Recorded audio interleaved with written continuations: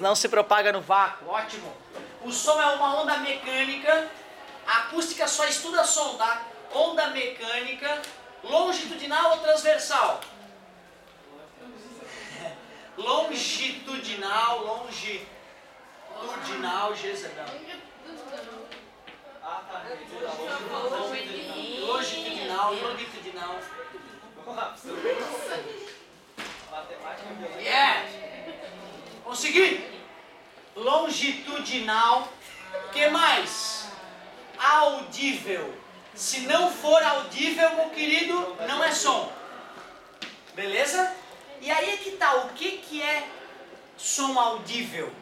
Pois é, né, que a gente teve que fazer experiência com as pessoas e definir a partir de um momento que a gente decide que elas não escutam mais. Isso é som audível para as pessoas ou para tipo, geral? Não, cada tipo de bicho tem um espectro auditivo diferente. Então é para seres humanos mesmo. Frequência de 20 Hz a 20 mil Hz. Ou seja, quando o ar sacode entre 20 vezes por segundo e 20 mil vezes por segundo, tu escuta. O senhor está me dizendo que em 19.9 não escuto nada. Não. Não é um robô. Né? Se fosse assim, eu ia acreditar em Deus. Porque aí Deus fez o homem e regulou para 20 Hz. Aí eu acredito. Caso contrário, não. E a gente vê que não. Tem gente que escuta em 18 Hz. Tem gente que só vai ficando velhinho, vai diminuindo as frequências. Na verdade, não. A frequência baixa o velhinho escuta bem. Agora a frequência lá de 20 mil, certo? É para o jovem. Agora pega um cara que já está lá com seus 70 anos, talvez 20 mil Hz ele não escute tão bem. Certo? Ô galerinha, acima dos 20 mil Hz, ultrassom. Abaixo dos 20 Hz, infrassom. A aplicação do infrassom é mais médica para tu fazer vibrar os tecidos, né? E assim estimular o fluxo sanguíneo e melhorar a agilidade de recuperação. Ultrassom também se usa, hoje se usa mais ultrassom do que infrassom, mesmo para lesões, né? E a gente também pode fazer o som se refletir nas tripas das pessoas, né? Pegar esse som refletido, medir o tempo que demorou para ele ir e voltar, e assim saber onde está cada parte das organelas internas das pessoas, dos órgãos. E aí, quando é o bebezinho, né, tu chega a ver o rosto do bebezinho em 3D. Tu joga som em várias direções, né? Capta esses sons, o tempo de reflexão, e tu consegue compor a imagem a partir do som refletido. É o mesmo princípio do sonar, é o mesmo princípio que o morcego usa para se deslocar. Ele faz o barulhinho, né? O barulhinho vai e volta, ele vê o tempo que demora e ele consegue então saber onde estão os objetos. Aí vem a criança, começa a sacudir o bambu perto de onde estão os morcegos voando. O morcego faz... O bambu estava lá, refletiu. O morcego pensa, o bambu está ali. Aí na hora que ele vem para cá, a criança está sacudindo o bambu, pum, mata o morcego. Meu Deus, então, você faz isso? Sim, eu. É que vocês não conhecem os morcegos satânicos que moram lá no forro da minha casa. Então, aquilo é um absurdo, eu seco para destruir aqueles morcegos. E eu acabo com eles. E pior que são morceguinhos frutíferos, coitados. São ratinhos com asinhas, são meigos. E na verdade... E aí, não, é claro, essa técnica é muito ruim. A gente começou a botar uma rede de pesca onde eles saíam, assim. Aí a gente pescava os morcegos, era mais prático. E era em quantidades maiores. Galera, fiquem tranquilos. Eles estão lá, estão morando, tá tranquilo. Não vamos despejá-los tão cedo. Então os morceguinhos, eles usam essa propriedade do som se refletir para poder se locomover melhor. Uma coisa interessante, velocidade do som em gases, velocidade do som nos líquidos e velocidade do som nos sólidos. Onde será que o som se propaga mais rápido? O som não é uma onda mecânica? Não é molécula vibrando molécula? Aonde as moléculas estão mais próximas?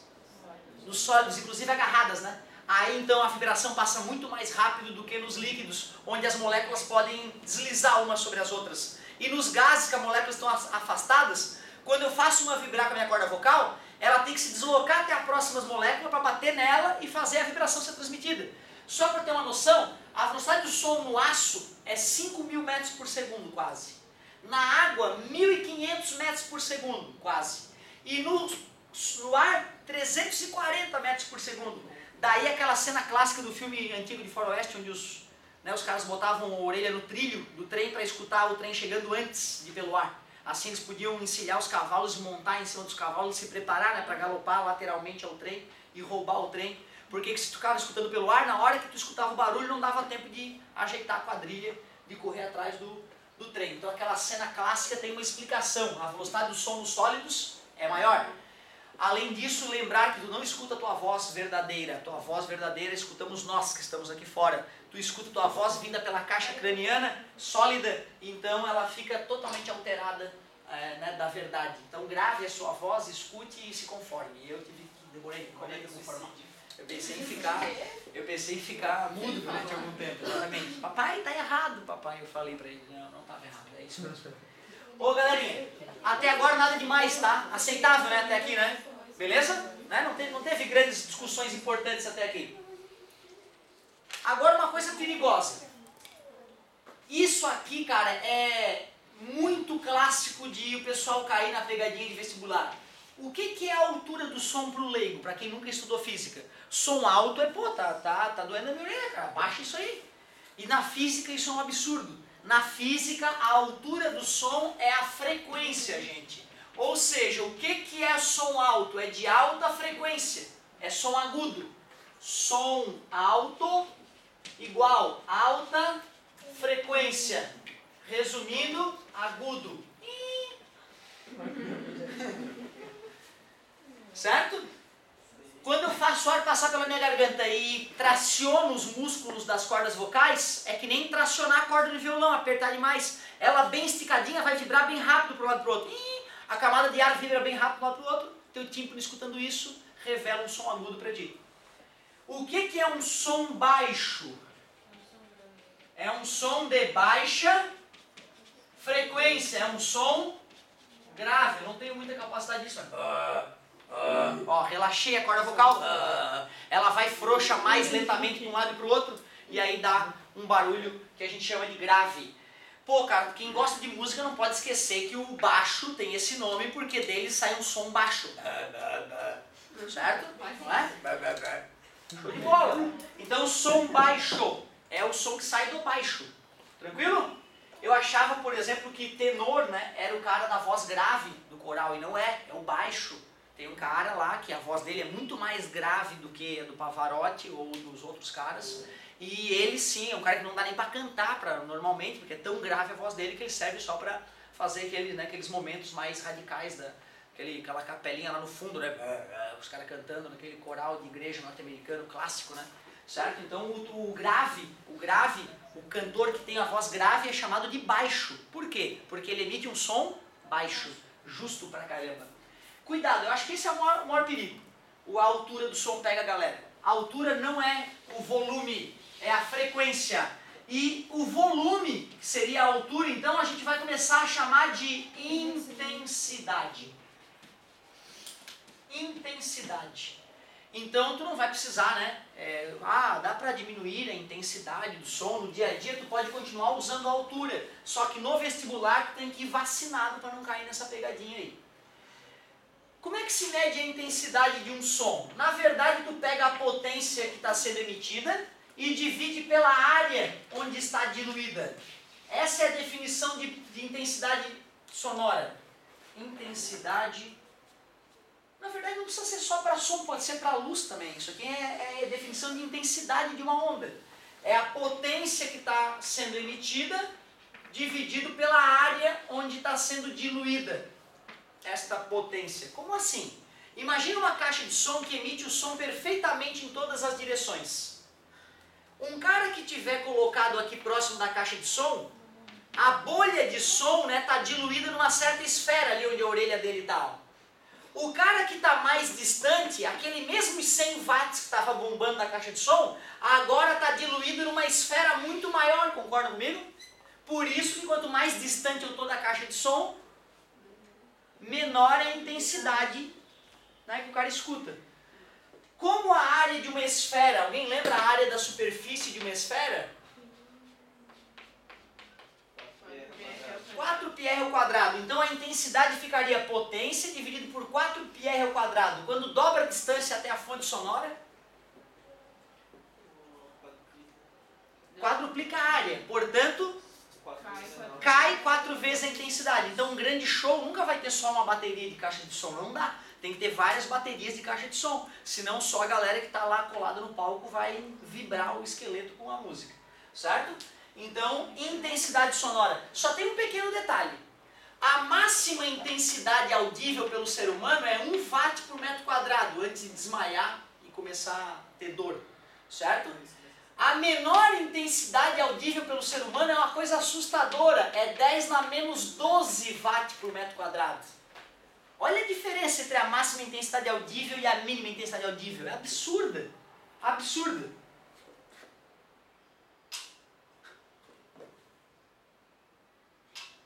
Não é possível, vocês escutaram? Não é possível, cara. Eu derrubei um giz de 1 grama de uma altura menor que 1 centímetro atrás de um batente de meio centímetro de alumínio. E a galera lá do fundão, mesmo com as pessoas como obstáculo, escutaram o ar vibrar.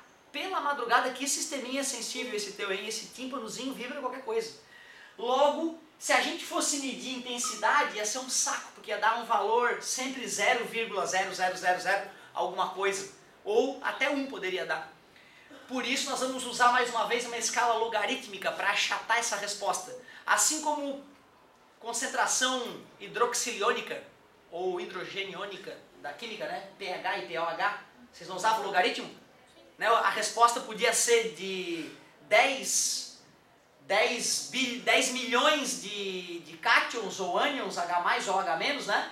Certo? Então, para não dar aqueles valores absurdos, faz o logaritmo e aí dá de 0 a 14. Fica bem gostoso de brincar, certo? Então é mais ou menos isso que nós vamos fazer. Nós vamos fazer o logaritmo daquela intensidade ali para não ficar com valores tão discrepantes. Vamos falar rapidamente sobre nível de intensidade sonora. Nível de intensidade sonora. Vê se ele já falou do nível de intensidade sonora. Mas ele não falou do nível de intensidade sonora nem na próxima aula? Ah, que bom. Então vai ficar, ó, então eu vou deixar em stand-by para a gente discutir na próxima. Que é o volume 9, então, ó. O que é o I? O I é a intensidade que nós vamos medir. E o que é o I0? O I0 é tabelado, é a menor intensidade audível. Certo? Então só para tu sentir o que aconteceria. Numa festa, um aparelho de som está gerando intensidade em cima de uma pessoa de 0,001 watt por metro quadrado. Calcule o nível de intensidade sonora. O 10 na menos 12 é fornecido. Quando o logaritmo não tem base, ele é chamado logaritmo decimal, porque a base é 10. 10 na menos 12, passa para cima. 10 na mais 12. Com 10 na menos 3. 10 na 9. Logaritmo decimal, base 10, a resposta é o próprio 9, né, cara? Então não tem nem que saber muito logaritmo, ó. Basicamente essa é a propriedade mais usada. 10 vezes 9, 90 decibel. Só por que não usa bel? Nossa, acho que não gostaram do bel. Né? E aí, mas bel é para homenagear mesmo, só que depois a galera viu que bel ficou grande demais, eles queriam uma unidade um pouquinho menor, aí criaram decibel, já botaram 10 na fórmula, certo? Então é clássico mesmo, é decibel. Se um aparelho de som emite mais que 85 decibel, já tem que vir um adesivo bem grande nele. Atenção, se usar na potência máxima, pode danificar o sistema auditivo.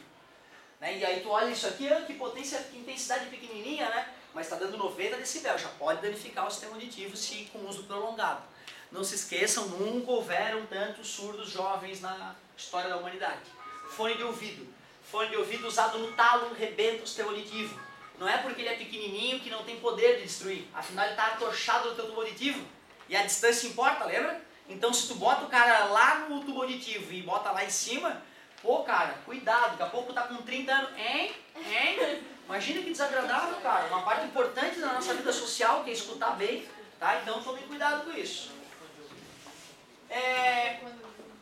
Essa parte, cara, engraçado, tem a sensação que eu já falei de eco, reverberação e reforço sonoro, mas não custa reforçar reflexão do som. Na verdade, tudo está relacionado com o tempo de persistência auditiva, tempo de persistência, olha o nome, cara, persistência auditiva. O que será isso em tempo de persistência auditiva? é o tempo em que um som persiste depois que ele apareceu. Ou seja, a fonte do som pode ter se calado, mas o som continua ecoando no nosso tímpano. O nosso tímpano não parou de vibrar depois da batida. É mais ou menos isso, ó. Ó, eu vejo que depois que eu parei de bater, a coisa ainda fica mais do que 0,1 segundo, que é o que o meu tímpano fica. O meu tímpano fica aproximadamente 0,1 segundo vibrando depois que o som passou pela orelha. É um tamborzinho que fica vibrando. Ó, é isso. Quer dizer, cara, que quando eu escuto um som, agora, tô falando, quando tu me escuta, o som passa pelo teu tímpano a 340 metros por segundo, bate na pessoa que está atrás de ti, já volta, e antes do teu tímpano parar, já tem som refletindo, ajudando o primeiro som. Ou seja, a presença das pessoas, a sala de aula, ajuda a vocês me escutarem melhor, devido ao som refletido, reforçar o primeiro som que passou. Sacou a ideia? Então esses obstáculos próximos de nós aqui, enquanto eu falo, ajuda a gerar o que a gente chama de reforço sonoro. Reforço sonoro. É quando a reflexão ocorre quase instantaneamente. É quase zero o tempo entre o som original e o som refletido. Pensa, faz as contas, 340 metros por segundo e o tempo do som ir e voltar na parede ali. Meu Deus, teu tímpano ainda está bombando com a primeira onda que chegou. Porém, se tu começa a escutar um som refletido, que está chegando quando está quase parando o teu tímpano, tu sente algo estranho no ar. Nessa sala, ó, se eu falo daqui, dá um pouquinho de reverberação. Depois, se tu quiser, tu vem aqui e fala daqui. É extremamente desagradável.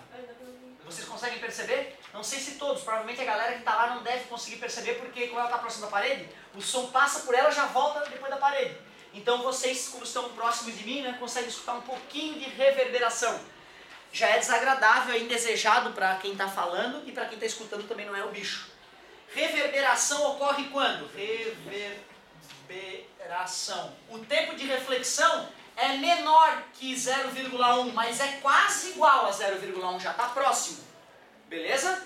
Porém, se o tempo de reflexão, ou seja, o tempo entre o som original e o som refletido, for maior ou igual a 0,1 segundo, o teu tímpano já vai ter parado quando o som refletido chega. E o cérebro julga então que é um som novo, vindo de uma nova fonte. E aí dá a sensação de eco. Como o som anda 340 metros por segundo aproximadamente no ar, tu tem que estar a 17 metros do obstáculo para ter eco. Que aí dá 17 de ida, 17 de volta, 34 metros. 340 metros por segundo, 0,1 segundo. Então num cânion bonito aí do Rio Grande do Sul, tu vai lá com a tua galera, acha um cânion bonito e fica próximo dele, da paredona de pedra. E aí tu vai lá e grita, ah! E tu só vai escutar o grito prolongado inicialmente, ah! E se tu te afasta um pouquinho, 17 metros, já dá eco. É muito legal, cara, perceber que de fato um passo separa a reverberação do eco, um passo. E é muito legal ver que é só uma ilusão, né, causada pelo sistema auditivo humano, né, não que fisicamente aí alguma coisa tenha acontecido para dar o eco. Isso é curioso. E não custa falar, cara, né, já que nós estamos falando da velocidade do som, a gente falou da velocidade do som, certo? Nos gases tem duas outras equações que as questões de vestibular podem cobrar. Essa é uma equação que relaciona a velocidade do som num gás com a temperatura em Kelvin. O que acontece quando eu quadruplico a temperatura em Kelvin? Fica o dobro só a velocidade do som. Tem termômetros que medem a temperatura do ar a partir da velocidade do som no ar. Ele emite um apito, certo? Calcula a velocidade do som no ar e a partir daí diz qual é a temperatura do ar. Muito louco, termômetro a partir da velocidade do som no ar. Em Celsius tem uma equação prática, 331 mais 0,6 vezes T. Agora essa temperatura em Celsius é uma equação usada para não variações muito grandes de temperatura, para a gente estimar de maneira prática a velocidade do som no ar. Professor, eu vou ter que decorar alguma dessas fórmulas? De forma alguma, só estou citando que elas existem, as questões trazem ela, o vestibular traz ela, exceto o ITA, claro, se precisar. Chega, né? É a nossa aula? Que pena, não cheguei a encerrar. Queria poder dizer que eu encerrei a matéria. Quando eu fui fazer minha primeira aula de violão, fiz 3. Na primeira aula de violão eu vou te ensinar a afinar. Ele, beleza. Aí ele pegou o diapasão. Né? Diapasão é 2 ferrinhos assim, né? Ferrinho assim. E aí ele vem aqui assim e tem uma bolinha aqui. Aí ele bateu no joelho dele, ficou vibrando, oh, que legal. Aí ele encostava na caixa do o violão todo vibrava. Bem bonito. Aparelhinho tão idiota. E está escrito lá naquele aparelhinho, 440 Hz. O filho da mãe que construiu aquilo sabia que com aquele tamanho, se tu bate nele, não importa como tu bate nele, ele vai vibrar 440 vezes por segundo. Que viagem. Aí o cara falou, olha, isso aqui emite o som da 5ª corda do violão apertada na 5ª casa. Então quando eu pego a 5ª corda do violão e aperto na 5ª casa, eu aperto aquilo ali, vai sair lá. O mesmo 440 Hz do diapasão. O violão do cara estava afinado, obviamente.